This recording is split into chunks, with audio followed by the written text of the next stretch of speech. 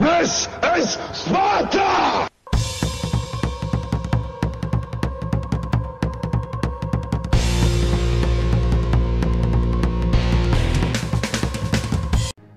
Hello everybody and welcome back to World of Tanks. My name is Spartan Elite 43 and tonight we're not in a premium tank, we're not in a tier 10 tank, we are in the tier 6 WZ-131G FT. The Chinese tier 6 tank destroyer. Now, it's been a long time since I run this, but we're going to go out here and see what we can get into. Now, my loadout that I usually run as far as this tank goes is I got the gun rammer on there, I've got coated optics, and I've got vents. I prefer that. Sometimes I'll run binos for a tank destroyer because most of the time you are stationary in a tank destroyer. But with these mobile tank destroyers, I like to kind of run optics, or not optics, but yeah, coated optics. That way I don't have to worry about when I'm on the move not being able to see anybody and having to stop and then aim and all that good stuff. But it's an encounter match. We're on Redshire, and we're going to head over here to the back right corner for obvious reasons. It's an encounter, so you put yourself in a position to protect the cap, and then you can move from there as needed. Though I will say this game's going to turn out to be pretty good as is, but it may have been even better had I stayed even longer. You'll see what I mean in a moment. But yeah, so what do we know about this tank? Well, it's got a pretty good gun. It's not a hard hitter by any stretch. Like, it's only going to be hitting for 200 a shot, but it's very accurate usually. Don't mind that shot. That was more me than it. But yeah, so we're in a position, we're watching. The Locust has to run from us and run straight into the team. We've got this MT-25 up here on the hill. Now, one thing I will say about this tank is it traverses. Oh, there we go. It traverses so fast. You got to watch because you will out-traverse your gun every time. There we get a shot, 313 and an ammo rack on the OI Experimental. That was a pretty good hit. This thing's not going to roll over 300 very often. Now we've got this Churchill just sitting here. Churchill 3, or is it a Churchill 1? I think it's just a Churchill 1. It's tier 5, so yeah, definitely Churchill 1. And you can just see me just picking them apart.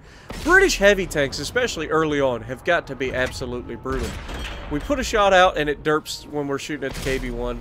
Would have loved to have gotten that pin. But right now, just being able to sit here and just tee off on these guys feels almost wrong. It really does. And then we get the shot through the side of the turret on the tier 6. He's down. Look at all these guys just ridgelining themselves right in front of us. And we get 12 hit points and our second kill of the game. Just absolutely, why would you keep pulling up? Like, everybody that's tried that, and there we bounced off of the dead tank trying to get the OI Experimental. Now, I thought about shooting, if I'm honest, but I didn't because I figure he's hiding behind the dead tank. I don't know if he's actually pulling forward. But it feels like we've solidified this side of the map. Put a shot out, we bounce off the side of the turret of the KV-1. He had it just angled perfectly so that when I hit him, all I did was bounce.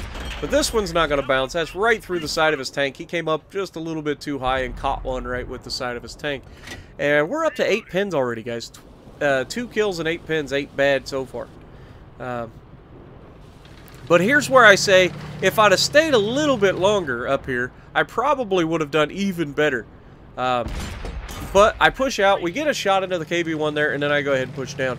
Now that Churchill is about to skyline himself, and then he disappears. Not preferable. But we put one on him, and it just sails over the top of him.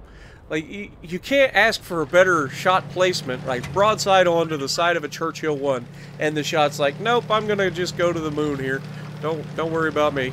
But, you know, it's going to happen occasionally. But if I'd have stayed, look at all those targets that are going to be coming around that corner. If I had stayed, we could have easily had one of those games to remember. It's not going to be a bad game, but look at T1 Heavy, come on, and it derps into the ground. I was forced to fire a little bit early there. That's on me. But I was trying to sneak a shot into the tank before he got behind the ridge line. Unfortunately, we didn't make it happen. Now that, the Churchill's backside to us now, 251, or 259, and he is now a one-shot kill. He goes down. And there's just, this is a fast-paced, medium-tier game. You gotta love these medium-tier games. It's just, everybody's in such a hurry to die. I don't know why. So this OI experimental camp in the back of the map for whatever reason. We're gonna go introduce ourselves to him. Now, I load APCR here because I know that that thing has a stupid amount of armor. So, I don't want to take a chance of me not pinning this thing when I get up here. Now, he just lost half his health. So, we're going to go here and introduce ourselves, and there it is, 288. Now, watch him. He's going to look at me, but I'm like, yeah, go ahead, shoot me. Shoot me, big boy. Yeah, that's what I thought. I don't think he could have shot me even if he wanted to. We're kind of low profile, so he'd have had a rough time trying to get the gun down on us. Now, there are 3 heavy tanks left, and there are 3 heavy tanks left on our team, plus us and the Artie. So we're going to try to get over here, use our mobility, and this is where I'm saying, if I had stayed back, the likelihood that I had actually just ruined this team and ended up with something ridiculous was real. Like, this tank is good enough to do it, and I know that from that position. And then we stop here thinking the T1 was going to push out, and it's like he knew I was here, so he stopped short. Now, our Japanese heavy tank's pushing up on him. I'm coming over the ridgeline. I've already auto-locked him, aiming in, and put it right on his backside. 213 was a bit of a low roll, considering we've rolled over 300 in this game. 213 seems a little low. We probably should have got the kill there, but, you know, the game sometimes loves to hate me. The Artie takes out one of our last heavy tanks, which leaves me in the Japanese heavy tank to take this Artie out. So I do the normal thing, which is cut across the middle of the map and just try to spot him, because I figure he's probably moving. It's an M41, I believe, which is the Tier 5 American Artie, and it's got mobility. It's not terrible.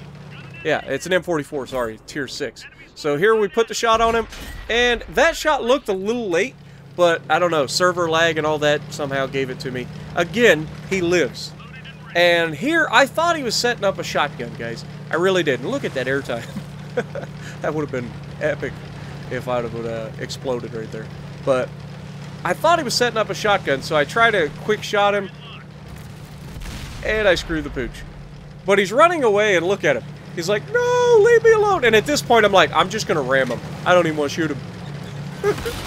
He ain't got no health left. I'll just ram him to death. And we get our 3rd kill of the game. 14 pins. It's a pretty good game, guys. What do you guys think? We ended up with 2,800 damage, 3 kills. Not bad. That's high caliber, mastery, class 1, top of the leaderboard. Not bad at all. So, if you like what I'm doing, punch the like button, leave a comment below, subscribe to the channel if you haven't already, and as always, I will see you in the next video.